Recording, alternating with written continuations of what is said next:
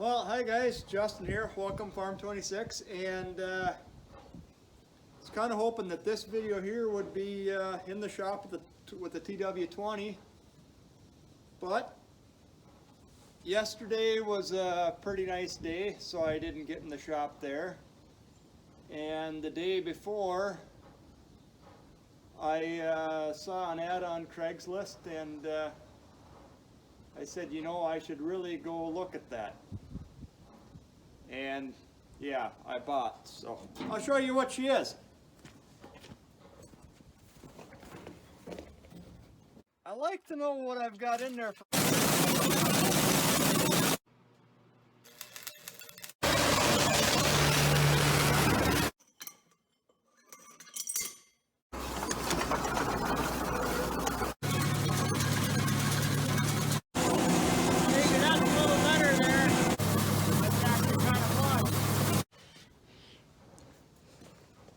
Wow, isn't this a beauty? So this is the exact same corn picker as if you go back in videos, I'm trying to think of the name of it, I think it's one for Heisinger or something like that, something about a corn sheller. I think I showed this out in my pasture. Well, with that mill and with the varieties of corn that I'd like to mill, I'm going to have to go backwards in technology quite a ways. And in doing so, I am going to increase my relative maturity to the point where I can't just combine it, shell it, and put it in a bin, even if it's a small bin. Well, I could, but there's lots of there's lots of other things to it. So I said, you know, maybe I should get Grandpa's corn picker going. You know, maybe not this winter, but sometime before next harvest. And then this come up. The reason why I bought this is it's complete all but the level adjustment for, well, it'd be for your snouts, your pickups, your snapping rolls. Okay, so what's wrong with it? Well, other than it's been sitting for forever, right here's the issue. Well, there's the axle stub, and I didn't spend a lot on it, but it's all the pieces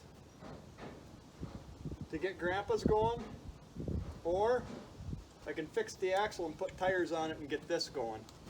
And I'm kind of leaning on just getting this one going and restoring Grandpa's to brand new, long in the future, not anytime soon project. Well, with that, I'm going to get the grinder, and I'm going to go in slow mode, but what I got to do is cut this disc out, and there's another disc behind it. We're going to have to straighten some steel out. We're going to re-weld the axle stub, weld it back together, and carry on. I want to get it off the trailer is what I want to do.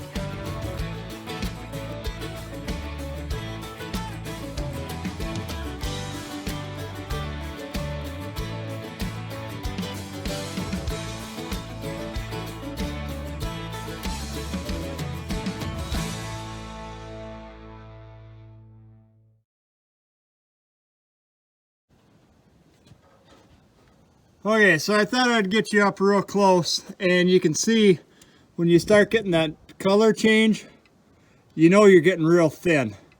Another thing you can watch for, I don't know if you can see these little inclusion spots right there.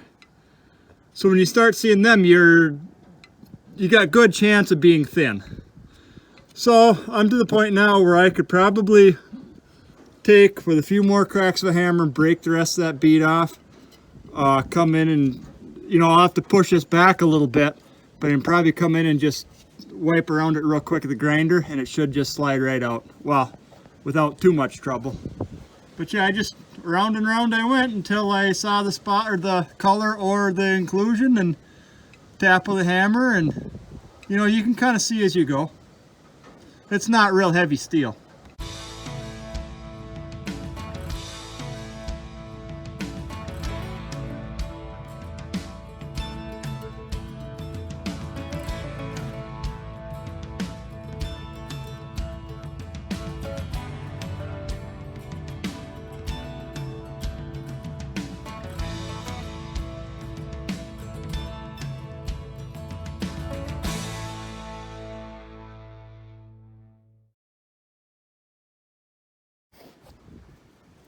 So as you can see, I heated that up, and what I was trying to do is that grease and oil that's under there, I know I got to clean some of that off yet, but my idea is to bake some of it out. And that's what the steam is or the smoke is. I don't know if you can see it or not, but that is oil burning out of it.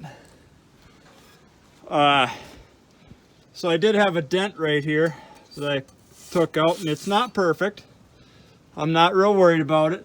But I will have an issue because the whole tube is just a hair out of whack. Now what I should do is take a jack and try and, open it up a little bit. But I don't know, it's so close that I think I'll be able to just deal with it. I mean, we're not off by much. I think, yeah, it's like less than a 16th.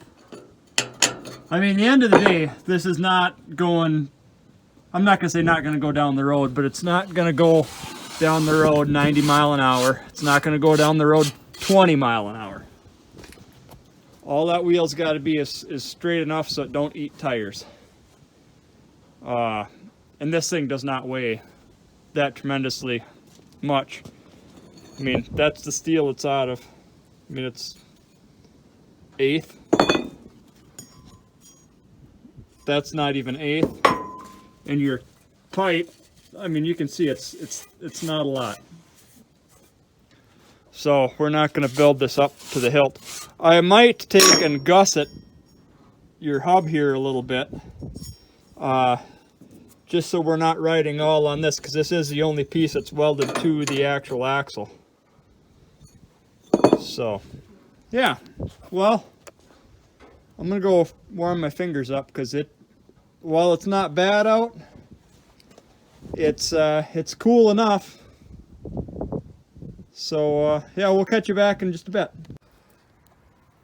So all I've really done since I seen you last, or since you seen me last, is I took and I wire wheeled up my components, and this is my setup. I got a chunk of angle iron straight from Canada. Well, maybe it took a couple routes to get here first, but we're only going to be as straight as this stretch between my fingers is on this angle iron. To get away from the round, I used a round rod, 3/4 inch, to space out a set of V-blocks. And yeah, this is where the machinist world can swear at me, because I don't like this any more than they like seeing it. But I've got a nice set of V-blocks from the UK. And I'll be honest with you, they were just the cheapest quality blocks I could get at the time without buying, well, Starrett was just going through the roof, so was Brown and Sharp. But what I'm going to do is I'm going to tack this in here, and I'm not going to weld it all in the blocks. Yeah, like I said, I don't like this here, and I'm actually going to do another wrong thing. I'm going to put a rag over them just to stop spatter. But we're going to tack and let it cool, and I'll probably rotate it, tack, let it cool, and then we're getting out of the blocks other than for just checking. All right, I'll get to it.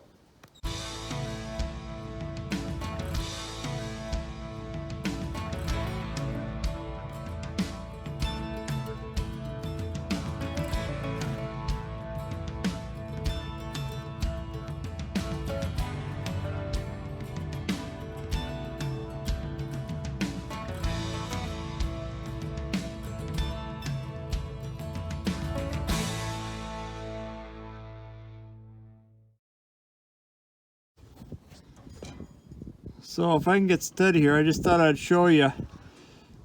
Take your time, and you can weld steel straight. I mean, those blocks are not moving.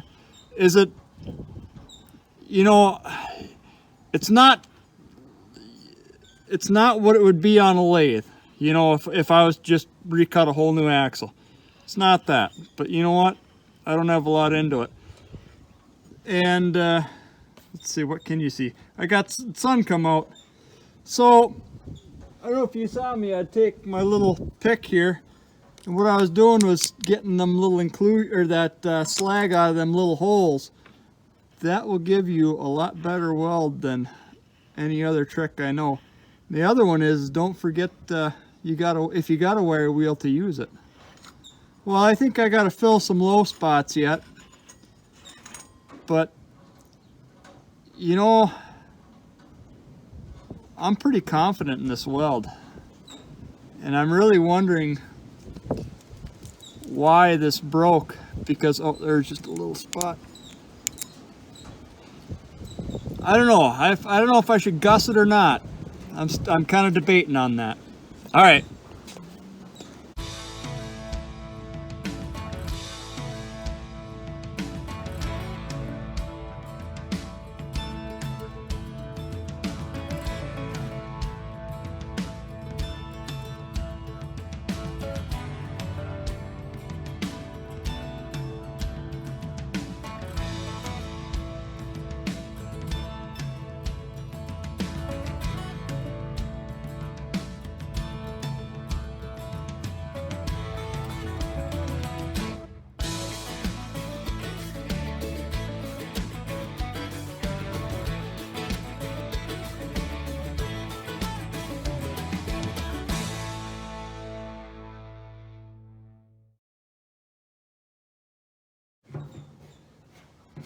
Well, let's see just how poorly we did. All in all, I'm kind of debating on putting one more weld there and calling it good. I think that's actually going to do me more justice than if I was to weld in here. I did put that C-clamp in there, and that's actually made more of a difference than anything. Okay.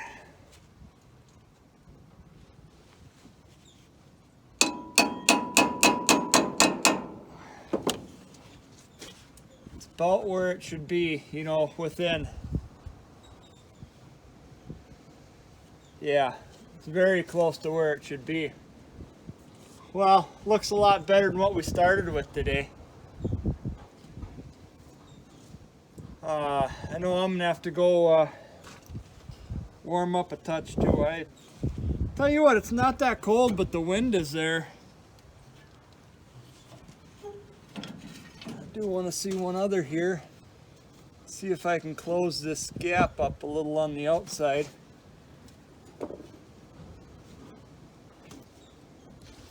And yeah, that if I take and weld around to there, I think I can pull that pretty well shut.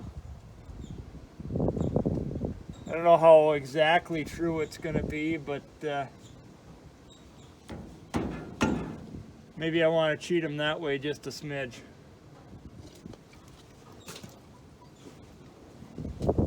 Yeah, it looks a lot better, but I'm cold. I'll give you some nice close-ups. show you that I can kind of weld. I mean, doesn't look like a coated welder did it, but yeah, that ain't bad. But yeah, this gap here is what I'm gonna fight. But I think I am. I think I'm gonna run one bead around that and warm up, and we'll get back with you.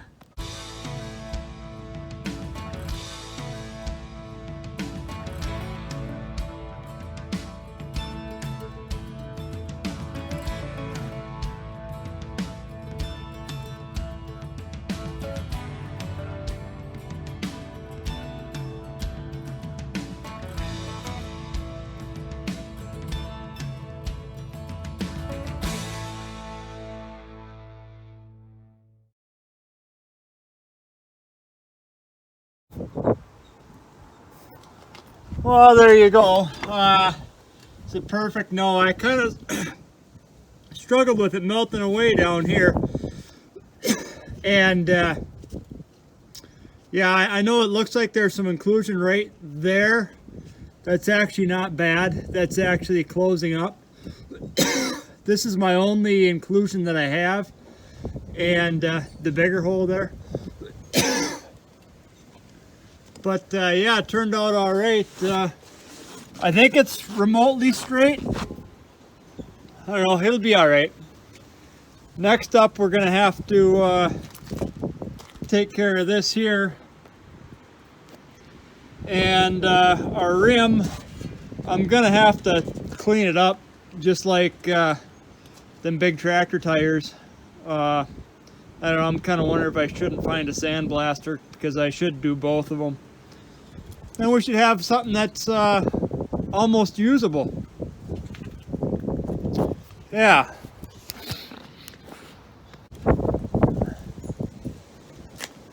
Well, with that, I'm cold and got a couple places to be tonight, so I think I'm going to call this good.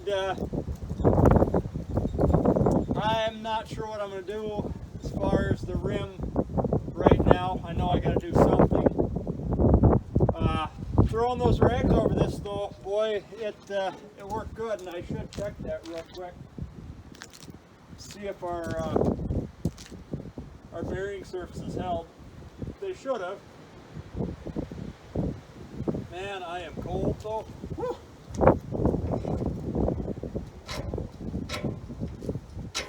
Okay, now is that just stuff or is that actual something? Need a rag. Yeah, there's some stuff on here. I'm sure that it's gonna need a quick sand too.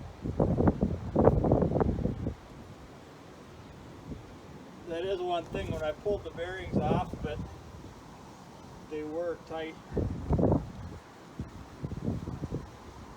Well, there's a few degrees difference too. Yeah, I think we're gonna wait till that cools down all the way before we make a decision there. But I think worst case scenario on him is a bit of sandpaper. You know, nothing too crazy. Well, with that, hope you guys enjoyed, and we'll catch you on the next one. Share us around with a friend. Have a great one.